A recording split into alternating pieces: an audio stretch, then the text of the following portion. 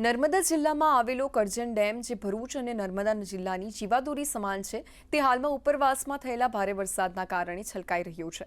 ડેમમાં પાણીની આવક વધતા તંત્ર દ્વારા તેના 3 દરવાજા ખોલીને 13,000 ક્યુસેક પાણી નદીમાં છોડવામાં આવી રહ્યું છે.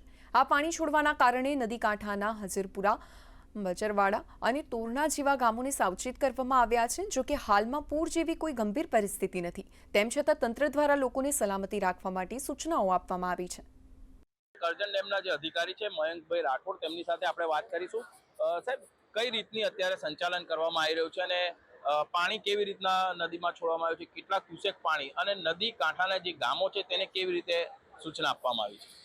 કરજણ ડેમનું હાલનું લેવલ છે 119.64 અને કરજણ ડેમના ઉપરવાસમાંથી 13,000 પાણીની આવક ચાલુ હોવાથી આપણે 13,000 જેવી જ આવક ચાલુ છે તથા નીચાણવાળા વિસ્તારને સાબદા કરવામાં આવ્યા છે અને કોઈ પણ વ્યક્તિને કે એને નદીમાં ન ઉતરવા માટે તથા માછીમારી ન કરવા માટે સૂચના આપવામાં આવી છે અને એલર્ટ કરવામાં આવ્યા છે. તો આ હતા મયંકભાઈ રાઠોડ, જે અહીંના એન્જિનિયર છે, અને એમણે કહ્યું છે કે જો ઉપરવાસમાંથી પાણી વધુ આવશે તો રૂલ લેવલ જાળવવા માટે ફરીથી વધુ દરવાજા ખોલી અને નદીમાં પાણી છોડવામાં આવશે.